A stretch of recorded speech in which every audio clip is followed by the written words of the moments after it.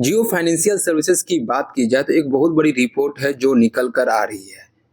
आज इतनी बड़ी जो गिरावट हमें देखने को मिला है, इसके पीछे का जो रीज़न है वो इस रिपोर्ट में देखने को मिल रहा है, क्योंकि ऐसी ही कुछ हमें न्यूज़ देखने को मिली है जियो फाइनेंशियल सर्विसेज के लिए। अगर आज के दिन अगर आप देखोगे तो लगभग 3.5% के आसपास गिरावट में देखने को मिला है। अगर पिछले का 5 दिन का अगर हम डाटा देखें तो लगभग 6% के आसपास पूरे जियो फाइनेंशियल सर्विसेज गिरा है, यानी पिछले हफ्ते भी हमें गिरावट में देखने को मिल रही है। तो जो इसके पीछे का जो रीज़न हमें देखने को मिला है, हमें अब मालूम चल चुका है कि क्यों लगातार जियो में इतनी लगातार गिरावट देखने को मिल रही है।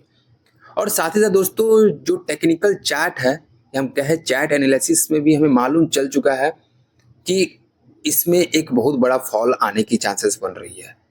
तो हम देखने वाले हैं चार्ट एनालिसिस में अगर फॉल आता है तो कहाँ तक आएगा। अगर यहाँ से ये अप हो गया, यहाँ से उठ गया, तो जाके हमें जियो फाइनेंशियल सर्विस में बचाव देखने को मिलेगा, सपोर्ट देखने को मिलेगा, लेकिन हमें एक गिरावट का संकेत इसमें देखने को मिल रहा है। और साथ ही साथ दोस्तों, हम इनके पी रेशियो के मदद से पता लगाने वाले हैं कि जो इनके आने वाले जो 2-3 महीने हैं, यानी सितंबर का क्वार्टर से पहले, तो इनका कैसा हमें टारगेट देखने को मिलेगा। तो आज मैं आपको कैलकुलेटर एनालिसिस की मदद से भी समझाने वाला हूं। तो साथ ही साथ आपको वीडियो को पूरा देखिएगा, क्योंकि आज का ये वीडियो काफ़ी ज़्यादा इंपॉर्टेंट होने वाला है और आपको रीज़न भी मालूम चलेगा कि आपको यहाँ पे होल्डिंग करना है कि अभी आपको सेल करना है। तो चलिए दोस्तों, वीडियो को स्टार्ट करते हैं। उससे पहले hello everyone, welcome back to your channel money pump. सबसे पहले दोस्तों, अगर हम डाटा देखें तो जियो फाइनेंशियल सर्विसेज का अगर हम एक मंथ का डाटा अगर देखेंगे तो लगभग देखेंगे 3.5% के आसपास गिरावट में देखने को मिल रही है। बात करेंगे 6 मंथ की तो 66% की हमें तेजी देखने को मिली है 6 मंथ के अंदर। तो कह सकते हैं दोस्तों, जो गिरावट आई है जियो फाइनेंशियल सर्विस में वो 1 मंथ के अंदर ही हमें देखने को मिला। मतलब बात करेंगे अप्रैल के सेशन में ही हमें जो गिरावट देखने को मिला है, वहीं से हमें जो गिरावट आई है जियो फाइनेंशियल में। तो अब हम बात करते हैं कि ऐसी कौन सी रिपोर्ट है जिसके कारण लगातार जियो फाइनेंशियल सर्विस में गिरावट देखने को मिला है। क्योंकि दोस्तों, हम जानते हैं कि एफआईज और डीआईज का बहुत बड़ा रोल होता है कोई भी शेयर्स में, उनके शेयर्स प्राइस को बढ़ाना गिराना।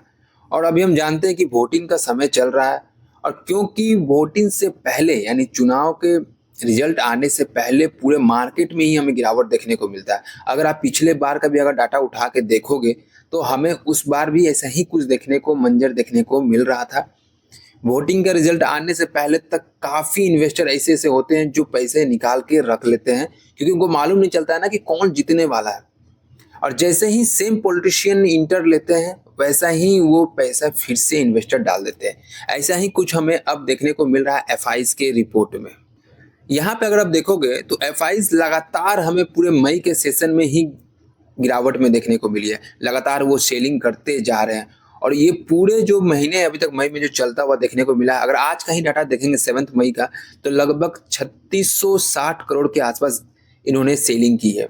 बात करेंगे कल की तो लगभग 2168 करोड़ की, 3 मई की 2391 करोड़ और 2 मई की 964 करोड़। तो लगातार एफआई सेलिंग कर रहे हैं दोस्तों। तो ये आपको समझना जरूरी है कि अभी इसमें बाई करना के समय जो है वो नहीं है, क्योंकि लगातार जब इसमें सेलिंग प्रेशर बन रहा है एफआईज की तरफ से, क्योंकि एफआईज बहुत ही ज़्यादा इन्वेस्टमेंट करते हैं किसी भी शेयर में, और जियो फाइनेंशियल शेयर अभी के लिए काफ़ी ज़्यादा चर्चे में हमें देखने को मिलता है, क्योंकि अभी ये उगता हुआ शेयर है, अभी आगे बढ़ने वाला शेयर है, क्योंकि अभी कोई बिजनेस स्टार्ट नहीं हुआ है। तो जैसे ही कोई बिजनेस स्टार्ट होगा फिर से हमें इसमें वो माहौल देखने को मिलेगा जो हमें पिछले 6 महीने के अंदर देखने को मिला है। तो इसलिए मैं कह रहा हूं दोस्तों कि जो लगातार एफआईज की तरफ जो सेलिंग देखने को मिल रही है, ये काफ़ी खराब मंजर देखने को मिल रहा है। और ये कब तक चलेगा? जब तक हमें वोटिंग का रिजल्ट नहीं आता। बीच में थोड़ी बहुत उछाल आई, क्योंकि जिस तरह से इनका क्वार्टर 4 का रिजल्ट था काफ़ी अच्छा देखने को मिला था दोस्तों, क्योंकि पिछले बार का रिजल्ट के मुकाबले इस साल काफ़ी ज़्यादा इम्प्रूव हमें होता हुआ देखने को मिला। लेकिन तब पर भी इसमें रिजल्ट आने के अगले दिन थोड़ी बहुत तेजी आई थी, लेकिन उसके बाद लगातार से जियो फाइनेंशियल सर्विसेज में गिरावट देखने को मिल रहा है। और अभी अगर आप देखोगे तो जियो फाइनेंशियल 350 के लेवल पे पहुंच चुका है। तो अब बात करने वाले हैं कि अगर जब एफआईज की तरफ से लगातार सेलिंग हो रही है तो कहाँ जाके एफआईज रुक सकते हैं। चलिए दोस्तों, चलते हैं थोड़े चार्ट की तरफ, देखते हैं कि चार्ट क्या कह रहा है। क्यों मैं बोल रहा हूँ कि चार्ट एक खराब इंडिकेशन दे रहा है जियो फाइनेंशियल सर्विसेज के लिए। यहाँ मैंने जो चार्ट ओपन किया है, यहाँ आप क्लियरली देख सकते होंगे, ये देखिए ये राउंड जो देखने को मिल रहा होगा आपको, यहाँ अभी इनका पोजीशन है, वही हमें लगभग 10 अप्रैल के आसपास हमें देखने को मिल रहा था सेम पोजीशन। यहाँ से जो मार्केट में ये जो देखने को मिला है, ये यू सेक्शन देखने को मिला है, और इसका जो इंडिकेटर होता है यू सेक्शन का, कि जब ये इस पोजीशन पे पहुंच जाता है, इस पोजीशन पे, यहाँ से हमें गिरावट देखने को मिल सकता है, क्योंकि ऐसा ही कुछ इंडिकेटर कहता है। ये सारे लोग जानते हैं कि जब ये यू शेप का बन गया तो उसको ये आगे बढ़ता हुआ जाएगा। तो बात करते हैं, अगर यहाँ से ये आगे बढ़ता है, भाई देवी मान लीजिए यहाँ से ये आगे बढ़ता है, तो कहाँ जाके ये अब रुक सकता है। देखिए दोस्तों, इनका जो हमें फॉल देखने को मिला है, एक मिनट रुकिए, एक मिनट, देखोगे कि तो यहाँ जो इनका जो बहुत पहले इस जगह पे बहुत बड़ी हमें गिरावट देखने को मिली थी, लगभग 320 के आसपास ये गया था शेयर, 320 के आसपास देख सकते हैं, 320 के आसपास ये गया था। क्योंकि इतनी बड़ी गिरावट आई है, यहाँ एक स्ट्रॉन्ग सपोर्ट देखने को मिल रहा है, जो वापस से शेयर यहाँ से उठा, उठते उठते लगभग 396 के आसपास गया शेयर, वहां से हमें फिर एक बहुत बड़ा फॉल देखने को मिल रहा है। तो इसका जो अगला टारगेट हमें देखने को मिलेगा वो है 320।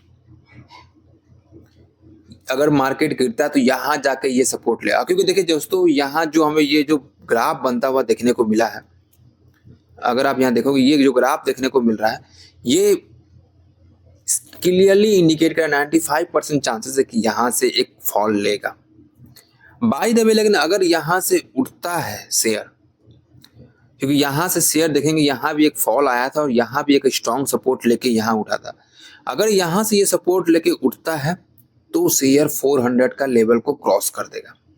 लेकिन अभी जो चांसेस बन रही है, क्योंकि मार्केट में जिस तरह से माहौल देखने को मिला है, अब पूरे मार्केट में ही सेलिंग प्रेशर देखने को मिल रही है, लगातार एफआईज की तरफ से सेलिंग देखने को मिल रहा है, तो जो चांसेस है वो 95% हो गए कि जियो फाइनेंशियल सर्विसेज गिरेगा और 320 के आसपास जाके ये सपोर्ट ले सकता है। ये था हमारा चार्ट का एनालिसिस, क्योंकि यहाँ क्लियरली जो चार्ट जो शो कर रहा है वो है फॉल का, कि यहाँ से गिरावट आएगी। अब हम बात करते हैं कैलकुलेटर के मदद से कि हमें जो इनका अगला टारगेट है 3 से 4 महीने के अंदर कहाँ देखने को मिल सकता है। तो चलिए दोस्तों, पहले हम इनके रिजल्ट पे चलते हैं, उनका ईपीएस देखते हैं कि पहले ईपीएस क्या था, उसके हिसाब से हम पता लगाते हैं कि आने वाले समय में जो जियो फाइनेंशियल सर्विसेज का जो वैल्यू होगा वो कहाँ देखने को मिलेगा। यहाँ मैंने आपके सामने Q4 का रिजल्ट है जो जियो फाइनेंशियल सर्विसेज का ओपन कर दिया है। अगर आप यहाँ देखोगे तो मैं यहाँ से ईपीएस का वैल्यू उठाने वाला हूँ, और क्योंकि उससे पहले आप जान लीजिए जो पी रेशियो जियो फाइनेंशियल सर्विसेज का 5000 6000 देखने को मिलता था, अब जाके जो Q4 का रिजल्ट आया है तो इसके बाद वो स्टेबलाइज होके अब हमें 150 रुपीज का देखने को मिल रहा है इनका पी रेशियो, जो एक अच्छे लेवल पे अब पहुंचता हुआ देखने को मिला है। अभी भी हम नहीं कहेंगे कि पूरी तरह से स्टेबलाइज हो चुका है, लेकिन लगभग 80% के आसपास ये स्टेबलाइज हो चुका है ये। अब हम बात करते हैं हमारा ईपीएस वैल्यू क्या है, अर्निंग पर शेयर। क्योंकि दोस्तों अगर आप यहाँ पे क्लियरली देखोगे तो 2.53 हमें देखने को मिल रहा है मार्च 2024 में इनका ईपीएस का वैल्यू। और अगर आप डाटा देखोगे तो यहाँ मैंने आपके सामने कैलकुलेटर ओपन कर दिया, अगर आप यहाँ क्लियरली देख सकते हैं, थोड़ा मैं सेंटर पे ले आता हूँ, तो जो 150 का हमारा पी रेशियो है, अगर उसमें हम कर देते हैं 2.53 से मल्टीप्लाई, तो हमारा जो वैल्यू निकल रहा है वो है 379 दोस्तों, 379 जो उनका एक्चुअल वैल्यू होना चाहिए। और अभी जो वैल्यू पे ट्रेड कर रहा है वो है 356 के लेवल पे। तो अभी भी यहाँ से लगभग 20 रुपीस का फर्क हमें देखने को मिल रहा है। तो हो सकता है ये अचीवेबल है, क्योंकि जिस तरह से इनका हमें देखने को मिल रहा है ईपीएस वैल्यू और पी रेशियो मिल सकता है। तो ये तो मैंने बात की इनका एक्चुअल वैल्यू। अब हम बात करने वाले कि आने वाले 3 मंथ में जब से क्वार्टर जो रिजल्ट हमें देखने को मिलेगा सितंबर में, उस समय तक इनका वैल्यू कहाँ तक होना चाहिए। क्योंकि अगर आप देखोगे तो ये 3 महीने के अंदर, अगर आप यह कैलकुलेटर को मैं हटा देता हूँ, ये 3 महीने के अंदर अगर आप देखोगे तो 0.46 हमें देखने को मिल रहा था दिसंबर में, और 0.49 देखने को मिला है हमें कहाँ, इस बार मार्च में। 3 महीने के अंदर आपको ओनली 0.03 वैल्यू हमें बढ़ता हुआ देखने को मिला है शेयर में, 0.03। मतलब क्योंकि देखिए दोस्तों, हम जानते हैं कि अभी तक यहाँ कोई बिजनेस स्टार्ट नहीं हुआ है, तो ये जो बढ़ा है ईपीएस का वैल्यू, कहेंगे कि ये ठीक है, कोई खराब नहीं है, क्योंकि जैसे ही बिजनेस स्टार्ट होगा हमें एक एक रुपीस का फर्क देखने को मिलेगा। तो 3 महीने के अंदर 0.03% इनका बढ़ा है। अगर बाय द वे हम मान लेते हैं कि ये 3 महीने के अंदर हम अप्रॉक्सीमेट मैक्सिमम ले लेते हैं कि 1 रुपीस का फर्क हमें देखने को मिलेगा। मान के चलते कोई बिजनेस स्टार्ट हो गया और 1 रुपीस इनका इंक्रीमेंट हुआ है, तो जो हमें 0.49 देखने को मिल रहा था वो अब हमें 1.49 देखने को मिलेगा। तो जो इनका जो वैल्यू होगा, तो अगर आप यहाँ कैलकुलेटर में देखोगे तो जो 150 का पी रेशियो अगर हम 1.49 कर देते हैं, 1.49 मान लीजिए 1 रुपये बढ़ाना तो 2.53 है, तो ये सॉरी गलत कर दिया, यहाँ होगा 3.53। तो जो इनका वैल्यू हमें देखने को मिलेगा वो है 529 दोस्तों। एक अच्छा टारगेट है जो हमें देखने को मिल सकता है, 529 का वैल्यू। बहुत से लोग ये बोलेंगे कि ये 1000 भी क्रॉस करेगा, 1500 क्रॉस करेगा। देखिए ऐसी बातें करके कोई फायदा नहीं है, क्योंकि जियो फाइनेंशियल सर्विसेज का अभी तक इनका प्लान जो हमें देखने को मिला है कि हाँ ये क्या क्या कर सकती है, लेकिन क्या कर पाएगी कंपनी अभी तक ये मालूम नहीं चल पाया। तो जैसे ही कोई रिजल्ट आता है या कोई भी इनका बिजनेस स्टार्ट होता है, तो किस तरह से ये वर्क करने वाली है, किस तरह से इनका बिजनेस को वैल्यू मिलने वाला है, क्या क्लाइंट का क्या रिएक्शन होने वाला है, वो हमें बिजनेस स्टार्ट होने के बाद मालूम चलेगा। क्योंकि एक बार बिजनेस स्टार्ट होता है तो उसमें लॉसेस भी हमें देखने को मिलती है, एक्सपेंसेस भी होती है, बहुत सारी चीज़ें होती है।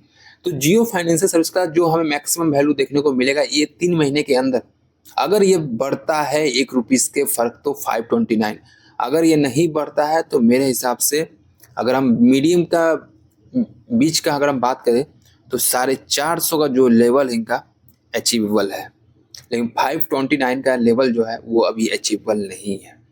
तो ये हमारा टारगेट है 450 का, और जो लोअर सर्किट मैंने आपको बताया वो है 320 रुपीस का, ये 3 महीने के अंदर। तो अभी के समय जो लोग सोच रहे हैं कि इन्वेस्ट करें, मैं कहूँगा थोड़ा सा होल्ड कर ले, क्योंकि हो सकता है हमें और भी फॉल देखने को मिलेगा जब तक हमें पूरी तरह से वोटिंग ना हो जाए। क्योंकि मुझे लगता है जब पूरे राउंड कंप्लीट हो जाएंगे वोटिंग का, उसके बाद से फिर से शेयर में तेजी आनी स्टार्ट हो जाएगी, क्योंकि उसके बाद से जो हमें मालूम चलने लगेगा कौन सी टीम जीत रही है, इसके हिसाब से पूरे अब इम्पैक्ट फिर से आने लगेगा जो स्टॉक मार्केट में रौनक है। तो इसके लिए आप तैयार रहें, और आपका क्या राय है जियो फाइनेंशियल सर्विसेज में हमें कमेंट करके जरूर बताएं। अगर आपको वीडियो ये कैसा लगा, अगर ये आपको वीडियो अच्छा भी लगा हमें लाइक जरूर कीजिएगा और कमेंट करके बताइएगा, और साथ ही साथ दोस्तों इसे शेयर जरूर कीजिएगा, क्योंकि आपको भी मालूम चले और सारे लोगों को मालूम चले कि जिनका भी इन्वेस्ट करना चाहते हैं उनको लॉसेस ना हो। तो इसलिए मैं कहूँगा इंतजार करें, थोड़ा होल्ड करें, अगर खरीदारी करना है तो खरीदारी करें, लेकिन पूरे फंड का ना करें, बाई ऑन डिप्स का स्ट्रेटेजी अपना सकते हैं, थोड़े थोड़े करके खरीदारी कर सकते हैं।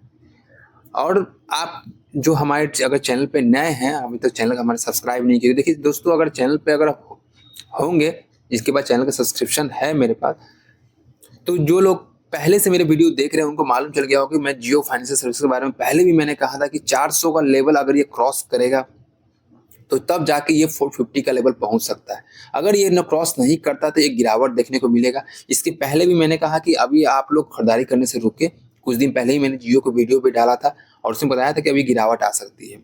कुछ लोगों का कहना है अभी गिरावट नहीं आएगी, ये 500 का लेवल पार करेगा, 600 का। देखिए सोचने के लिए तो हम 1000 भी सोच सकते हैं, 1500, 2000, 10,000 भी सोच सकते हैं, लेकिन ये पॉसिबल नहीं है अभी जियो फाइनेंशियल सर्विसेज के लिए। चलिए दोस्तों आज के लिए हम इतना ही रखते हैं। थैंक यू दोस्तों।